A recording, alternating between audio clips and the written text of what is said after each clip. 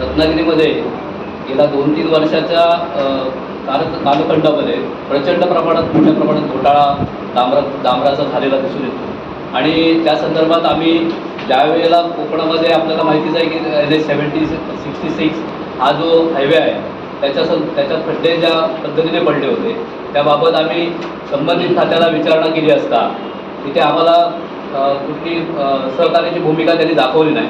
मग आम्ही RTIमध्ये ते सगळे पेपर काढल्यानंतर आम्हाला लक्षात आलं की प्रचंड प्रमाणात भ्रष्टाचार या ठिकाणी झालेला दिसून आला.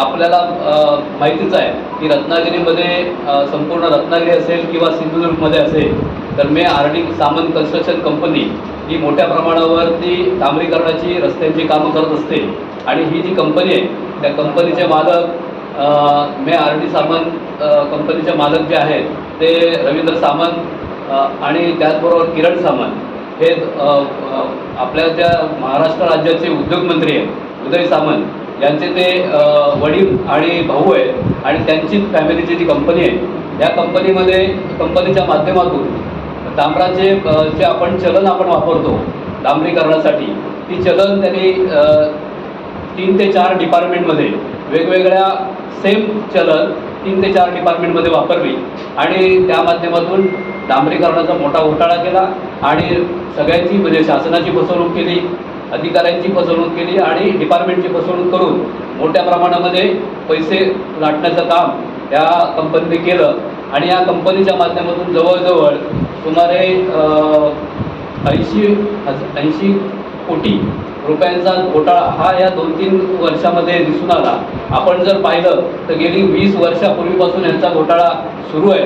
हे तिथपर्यंत जर आपण शोधायचं जर शोध मोहीम घेतली तर सुमारे 1,500-2 हजार कोटीचा घोटाळा हा लोकांच्या समोर येऊ शकतो आणि शासनाची फसवणूक एवढ्या मोठ्या प्रमाणात झालेली आहे. तर आमचं मागणी आहे की शासनाने त्याची चौकशी करावी, संबंधितांवर कारवाई करावी आणि त्या संपूर्ण यंत्रणेतून जे कोणी दोषी आढळतील त्यांच्यावरती कारवाई करावी. आमचं दुसरी माझी मागणी अशी आहे की माननीय नामदार उदय सामंत हे नेहमीच आपण पाहत आहे की प्रत्येक महाराष्ट्रातल्या प्रत्येक गोष्टींवरती ते नेहमीच पुढाकार घेऊन बोलत असतात आणि प्रतिमा आपली स्वच्छ दाखवण्याचा प्रयत्न करत असतात.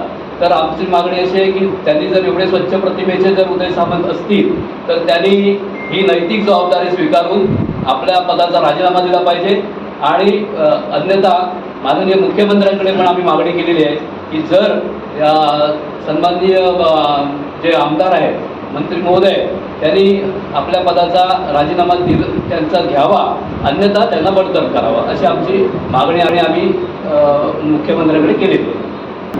रत्नागिरी जिल्ह्यामध्ये मोठ्या प्रमाणामध्ये डांबर घोटाळा आपल्याकडे झालेला आहे आणि या डांबर घोटाळ्याचे जे कॉन्ट्रॅक्टर आहे ते RD Samant construction private limited company यांच्या माध्यमातून झालं आहे.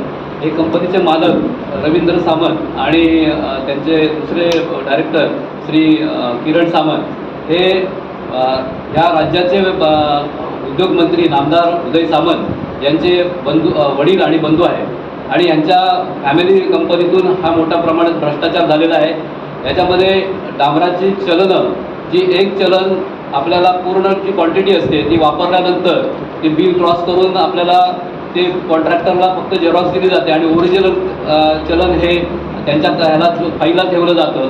पण ते न करता त्या इंजिनियरनी एक ओरिजिनल बिल त्यांना दिलं आणि झेरॉक्सवरती फक्त त्यांनी रिमार्क्स मारून त्या आपल्या फाईलला लावलं आणि ती ओरिजिनल बिल त्यांना दिल्यामुळे त्यांनी 2 ते 3 ठिकाणी त्याचा वापर केला आणि त्यामुळे रत्नागिरी म्हणजे त्या खात्या वेगवेगळ्या डिपार्टमेंटमध्ये ते बिलं म्हणजे ते सेम चलन वापरलं गेलं आणि अशा पद्धतीने डांबरचा मोठा घोटाळा या रत्नागिरीमध्ये झालेला आहे. याची व्याप्ती बघितली तर आता 80 कोटीचा आमच्यासमोर हा विषय आला आहे. पण भविष्यात जर आपण खोलवर गेलो वेगवेगळ्या डिपार्टमेंटची आणखी माहिती काढली तर त्याच्यामध्ये सुमारे गेल्या 20 वर्षामध्ये 1,500 ते 2 हजार कोटीचा घोटाळा दिसून येतो आणि जर आपल्याला ह्या सगळ्या घोटाळ्याच्या खोलवर जायचं असेल तर त्याची चौकशी होणं गरजेची आहे अशी मागणी आम्ही सन्माननीय मुख्यमंत्री महोदयांकडे केलेलीच आहे. त्याचबरोबर मुख्य सचिवांकडे देखील केलेली आहे. आणि हा घोटाळा 3 विभागामध्ये झाला आहे. त्याच्यामध्ये जो आपला नॅशनल हायवे 66 आहे त्याचबरोबर PWDचा जे उत्तर बांधकाम विभाग आहे आणि MIDC अशा 3 भागांमध्ये ही चलनं वेगवेगळ्या पद्धतीने वापरली गेले. आम्ही अन्य ठिकाणी देखील आम्ही RTI कडनं पेपर्स मागतोय. आम्हाला माहिती आहे किंवा खात्री वाटते की अन्य ठिकाणी देखील ह्या प्रकारचा घोटाळे त्यांनी केलेले आहेत आणि साधारण जर त्या घोटाळ्याची व्याप्ती 1,5-2 हजार कोटीपर्यंत होऊ शकते पुढे मागील 20 वर्षाचं जर आपण कागदपत्र काढली तर. ॲक्शन घ्या याच्यावर. राजकीय ताकदीचा वापर करून संपूर्ण ह्या भागामध्ये रत्नागिरी जिल्ह्यामध्ये प्रचंड घोळ चालू आहे. आपल्याला माहितीच आहे की कॉन्ट्रॅक्टरची एक लॉबी तयार झालेली आहे आणि त्या लॉबीलाच फक्त ते कामं दिली जातात आणि त्या माध्यमातून ती कामं केली जातात. सगळी जी कामं आहेत ती मॅनेज कामं असतात. कुठलेही स्पर्धात्मक लाभ कुठल्याही कामाला होत नाही आणि शासनाची ही मुळात फसवणूकच आहे आणि शासनाचं नुकसान करण्याचं हे काम या लोकांनी सातत्याने केलेलं आहे. हे सगळे जे कॉन्ट्रॅक्टर आहेत यांनी एक म्हणजे जमी जरी काम टाकायचं असेल तरीसुद्धा ते ठरवून कामं घेतली जातात. एखादं काम जर का एका XYZ माणसाला द्यायचं असेल तर त्याच्यावर अगेन्स्ट दुसऱ्या माणसांनी कामं टाकायची नाही. ती तिन्हीच्या तिन्ही टेंडर हे त्यांनी भरायची आहे.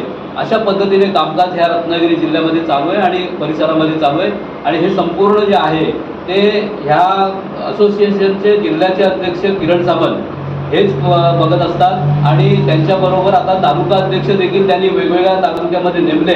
त्यांच्या माध्यमातून अशा प्रकारची ही कामं होत असतात आणि अतिशय मोठ्या प्रमाणामध्ये शासनाचा महसूल बुडवण्याचं काम यांच्या माध्यमातून होत आहे.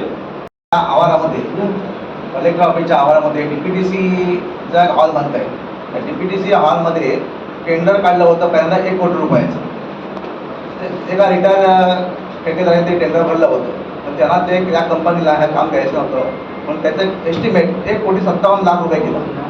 1,57,00,000 रुपये केले आणि त्याचं टेंडर काढलं. त्या टेंडरमध्ये 3 निविदा आलेले आहेत. एक स्वस्तिक म्हणून औरंगाबादचे आहेत आणि निर्माण आणि स्वामी. त्याच्यामध्ये ते लपटे न फोडता एका ठेकेदाराने इथे काम चालू केलं आहे. वर्क ऑर्डर नाही आहे, त्याला कामाचा अनुभव नाही आहे. 15 वर्षाचा कामाचा अनुभव असताना त्याला काम करायला सांगितलं आहे. तो ठेकेदार इथे स्वतः आला होता, साहेबांना भेटला किंवा मला माझं टेंडर मिळलं मला काम का देत नाहीत. तर ते साहेब काय मोठवणेकर साहेब काय बोलते तुम्ही भैया शेठना भेटा तर तुम्हाला काम मिळेल. हे काही मुद्दे झाले ना. हे काम थांबवा ना, हे काम झाले थांबवा ना. त्याची ऑर्डर नाही आहे. एवढं मोठं काम कलेक्टर ऑफिसला जिथं साहेब असतात जिल्हाधिकारी असतात त्यांच्या डोक्यावर जो काम चालू आहे आणि ते बिना वर्क ऑर्डर काम चालू आहे. हा काय प्रकार आहे. तुम्ही जिल्हाधिकाऱ्यांच्या निदर्शनात आणले ते साहेब तसं त्यांच्या ऑफिसमध्ये काय काम चालू आहे, आवाजाचं काम चालू आहे. ते त्याच बिल्डिंगमध्ये बसतायत. नाही विदाउट वर्क ऑर्डर जर काम करत आहे तर ह्या गोष्टी त्यांच्या निदर्शन आणून द्यायला पाहिजे. विदाउट वर्क ऑर्डर काम जी आहे ती आजच नाही आहे. ती मागची 5 देखील आम्ही काढली होती. कोणीच त्याच्यावरती लक्ष देत नाही. आम्ही लेखी निवेदन दिलं आहे त्या नावावर की विदाउट वर्क ऑर्डर घेतलं मी स्वतः की विदाउट वर्क ऑर्डर तुम्ही टेंडर काढताय कामं घालत आहेत. कलेक्टर साहेबांना होणार नाही म्हणून साहेब बघा तुम्ही हा पंचनामा आहे, पंचनामाची कॉपी आहे. पाहिलं असेल की आम्ही सगळेच पेपर काढले आणि सगळे पेपर काढले ते मुळापर्यंत आम्ही गेलोच आहे आणि भविष्यामध्ये आम्ही आपल्याला आपल्या माध्यमातून सांगितलंच आहे की आम्ही जोपर्यंत आम्हाला न्याय मिळत नाही सरकारच्या माध्यमातून जर न्याय मिळाला तर न्यायालयीन लढाई लढायची आमची तयारी आहे आणि त्या पद्धतीने आमची तयारी झालेली आहे आणि आम्ही शेवटपर्यंत लढा देऊ. त्यावेळेला आम्ही ज्यावेळेला ह्या सगळ्या गोष्टी बघितल्या आणि 2 ते 3 वर्षातच आम्ही पेपर्स काढले काय तर त्या माध्यमातून आमच्या लक्षात आलं की ही सगळी जी घोळ आहे हा प्रचंड प्रमाणात आणि हे पाठपासून चालू आहे हे आमच्या निदर्शनास आलं. म्हणून आम्ही 2 ते 3 वर्षाचे पेपर काढल्यानंतर आम्हाला ही सगळी गोष्ट लक्षात आली. पूर्वी आम्हाला एवढं सगळं हे होत असेल आम्हाला अपेक्षा देखील नाही की अशा पद्धतीने हे कामकाज होत असेल. कुठलाही माणूस असा विचार करू शकत नाही. पण आज आपण बघितलं असेल तर ह्यासारखी मोठी दुर्दैवी गोष्ट नाही.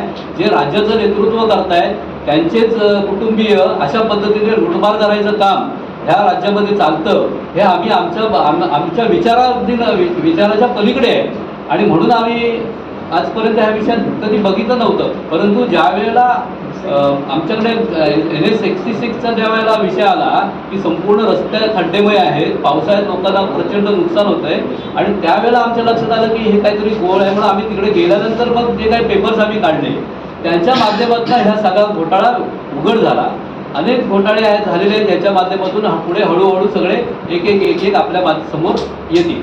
मुख्यमंत्र्यांकडे मागणी केली आहे आम्ही. अपेक्षा करणं काही चुकीचे नाही. आम्ही अपेक्षा करतोय मुख्यमंत्र्यांनी त्यांचा राजीनामा घ्यावा अथवा त्यांना बडतर्फ करावं. नाहीतर आम्ही जरी का शासनाकडनं आपल्याला सहकार्य मिळालं नाही तर आम्ही कायदेशीर लढाई लढण्याचं देखील आम्ही फायनल केलेलं आहे.